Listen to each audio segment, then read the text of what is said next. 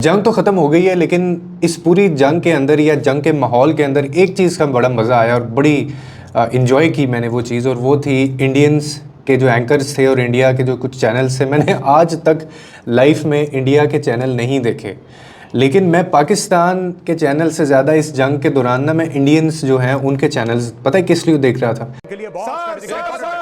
पाकिस्तान घुस गई भारतीय सेना, ये अज्ञात बॉर्डर पर पाकिस्तान के भीतर दाखिल हो गई भारतीय सेना। और देखिए मेजर गौरव आर्या को, ये इसका मतलब समझिए ये क्या है। ये अब पराक्रम का वो प्रदर्शन है जिसकी ताव झेल नहीं पाएगा पाकिस्तान। अज्ञात बॉर्डर पर कहा जा रहा है कि भारत की सेना, भारत की आर्मी घुस गई है। अभी तक तो कहा जा रहा था कि सिर्फ एयरफोर्स अटैक कर रहा है, लेकिन अब भारत की आर्मी घुस गई है। मेजर गौरव आर्या, एक बार नेवी बीच में आके कराची पोर्ट पे आग लगा दे, मजा आ जाएगा। एक बार नेवी वाले आप भी जरा अपने इसमें हिस्सा डालो। आर्मी अंदर घुस गई है पाकिस्तान में, आईएनएस विक्रांत है, वहां से करिए 15-20 BrahMos fire, set fire to the Karachi port, आग लगा दो कराची में, फूंक डालो पूरे शहर। मेजर गौरव आर्या, क्या आपको लग रहा है पाकिस्तान का नक्शा बहुत बुरी तरह बिगड़ने वाला आज रात? मैं बता रहा हूं, आज की रात देखना कयामत की रात है पाकिस्तानियों, सो मत जाना, आज की रात को कयामत की रात है। तुम्हारे सर पे मौत का नंगा नाच हो रहा है। नहीं सो जाओ, लेकिन एक आंख खुली रखना। हाँ। नहीं, पाकिस्तान के जितने बच्चे आज घर पे अपना मैप बनाने का प्रैक्टिस कर रहे हैं, आज बार रुक जाओ बेटा, आज बार रुक जाओ या 2-3 दिन और रुक जाओ, तुम्हें मैप फिर से सीखना पड़ेगा। ऐसी स्थिति बन रही है। मीरा जी आपको जोड़ना चाह रही है। सुशांत जी बहुत बहुत अभिनंदन, भारत माता की जय। ये ललकार के साथ जय हो गया। जैसे अभी मेजर गौरव आर्या सर भी बोल रहे थे कि जैसे ही हमारा आईएनएस विक्रांत से हो, बाकी बच्चे उनके जो F-16 उन्होंने वहां पे ग्वादर में डाल रखे। अरे मीरा जी, आप कह रही थी S-400 का मिसाइल बड़ा महंगा आता है, ड्रोन पे क्यों खर्च करना? अरे भाई, भारत कह रहा है खुला खर्च करो, इनको कंगाल कर देना है, उसके लिए सोचने की जरूरत नहीं है। सुशांत जी, हमारा जो महाराजा रंजीत सिंह का लाहौर है वो बहुत जल्दी वापस हमें मिलने वाला है। बस कुछ गिनती के समय बचे हुए हैं और ये खुशी अभी सभी पूरे भारतीयों पे बहुत जल्दी दिखने वाली है। बस जैसा आपने वही कहा कि हम सब ये प्रार्थना करें कि हमारे जो योद्धा आज ग्राउंड पे भी उतरे हैं, ईश्वर उनकी पूरी तरीके से रक्षा करे ताकि ये जो काम लेके निकले उसमें सफलता से वापस भी आ सके। क्योंकि वो बड़े मतलब जैसे कार्टून नेटवर्क होता है ना, और आपको वो हंसने पे मजबूर कर देता है। मतलब इतनी ज़्यादा पाकिस्तान वर्सेस इंडिया की ये जो टेंशन थी और पूरी जो इंटरनेशनल कम्युनिटी है वो इतनी ज़्यादा इस चीज़ पे परेशान थी, लेकिन फिर भी एक चीज़ ऐसी थी जो आपको हंसने के ऊपर मजबूर कर देती थी, और वो थी ये इंडियंस जो थे और इनके एंकर्स, और ख़ास तौर पे वो 2 एंकर्स।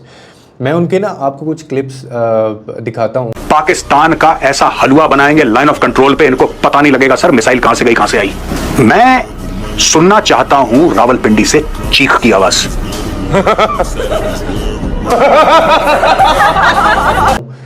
ऐसा हो ही नहीं सकता कि किसी पाकिस्तानी और किसी इंडियन ने इनके क्लिप्स ना देखें और वो हंसा ना हो इस चीज़ के ऊपर कि यार एक तरफ जंग लगी हुई है और तुम लोग क्या कर रहे हो, तुम्हारी मतलब तुम लोगों की मस्ती ही ख़त्म नहीं हो रही। असीम मुनीर गायब है, उनके बारे में कोई जानकारी नहीं है कि आखिर असीम मुनीर कहां चले गए। देखिए, पहलगाम हमले में जनरल मुनीर के हाथ होने का शक है। जनरल मुनीर ने कुर्सी बचाने के लिए साजिश रची। वैसे हमें कहते रहे ये लोग कि पाकिस्तानी जंग के लिए सीरियस नहीं हो रहे, और अभी भी काफ़ी मीम्स चल रही हैं और वो कुछ लोग कह रहे हैं कि यार ये क्या बात हुई, हम तो पूरा जंग के लिए तैयार थे और अब ये सीज़ फायर हो गया है, तो हमारी ज़िंदगी की पहली जंग थी। तो ये हम पे इल्ज़ाम लगाते रहे कि पाकिस्तान जंग के लिए सीरियस ही नहीं हो रहा यार। लेकिन मुझे ऐसे लगता है कि सीरियस ये नहीं थे जंग को लेके, और ऐसे ऐसे बयान, मतलब वो कार्टून नेटवर्क से वो तो शायद बंद हो गया चैनल, तो उसकी जगह अब ये दोबारा आया है।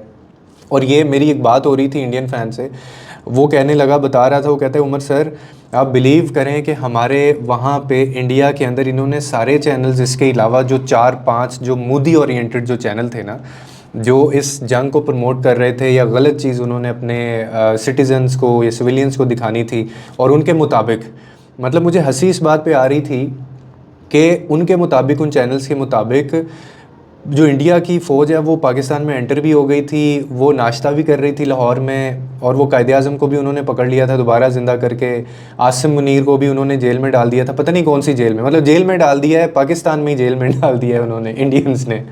और उनकी नेवी भी आ रही है और वो तबाह कर दो जी, कराची सी पोर्ट को तबाह कर दिया है। फिर इसके अलावा उन्होंने इस्लामाबाद के ऊपर बलोचों ने हमला कर दिया है, और डिफेंस जो है वो उनका वो तबाह बर्बाद हो गया है। पाकिस्तानी अपना मुल्क छोड़ के कहीं और जा रहे हैं।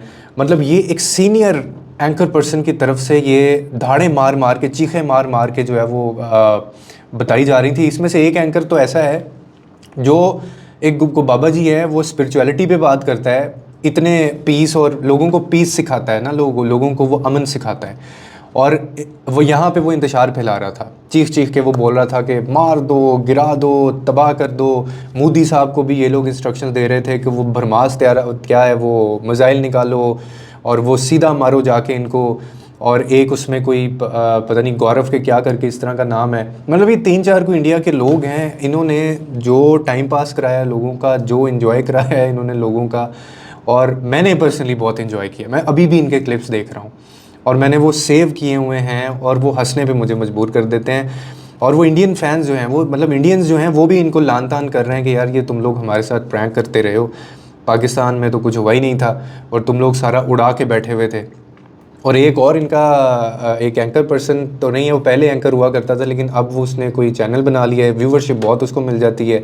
हमारे यहाँ पे यूट्यूबर्स हैं, फैमिली व्लॉगर्स हैं, और वहाँ पे इंडिया के ये वाले लोग हैं, ये व्लॉगर्स हैं, और जो अंधेरे में रखते हैं अपनी आवाम को और पागल बनाते हैं लोगों को वहाँ पे, और फेक इन्फॉर्मेशन वो फैलाते रहे, इतनी फेक के उनके अपने लोग ये कहने पे मजबूर हो गए कि यार बस कर जाओ। उनके अपने कंटेंट क्रिएटर्स ने इनके ऊपर वीडियोस बना डाली कि खुदा का वास्ता है आप लोग ये जो क्या बेहुदा आप लोगों ने बातें लगाई हुई हैं कि बॉस ठोक दो, घुस के ठोक दो। और ऐसी दुनिया में जहां नरेंद्र मोदी ने दुनिया को कहा कि ये युद्ध का नहीं बुद्ध का समय है, लेकिन इसका मतलब ये थोड़ी है कि सब बर्दाश्त करेंगे। बर्दाश्त की सीमा होती है। नरेंद्र मोदी ने टारगेट रखा हुआ था 2047। आप सोचिए कि नरेंद्र मोदी ने उससे भी कॉम्प्रोमाइज किया कि चल यार 2-4 साल एक्स्ट्रा लगेंगे भारत को तीसरी सबसे बड़ी अर्थव्यवस्था बनाने में या बहुत बड़ी इकोनॉमी बनाने में, लेकिन ये सब नहीं चलेगा। पहली चीज ये, पिछले 10 साल उस आदमी को आपको मानना पड़ेगा भाई। 10 साल भारत की सेना ने जिस तरह से हथियार बनाए हैं, जिस तरह से हथियार खरीदे हैं, आज उसकी ताकत दिख रही है मेजर गौरव आर्या। बिल्कुल अनप्रेसिडेंटेड है। मैंने पिछले, खासतौर से पिछले 7-8 साल में, 10 साल में से पिछले 7-8 साल में जितनी मैंने हथियार की खरीदारी देखी है, मैंने जीवन में नहीं देखी। हर तीसरे दिन अनाउंस, इतने 1000 करोड़ का ये, इतने 1000 करोड़ का ये, हथियारों का इन्होंने अंबार लगा दिया। और ये भी बात है कि 60-70% अब मेक इन इंडिया भी हो रहा है। हमारे खुद के हैं, सप्लाई चेन हमारे हाथ में। अभी सर आकाश ने ठोका है, आकाश ने ठोका है।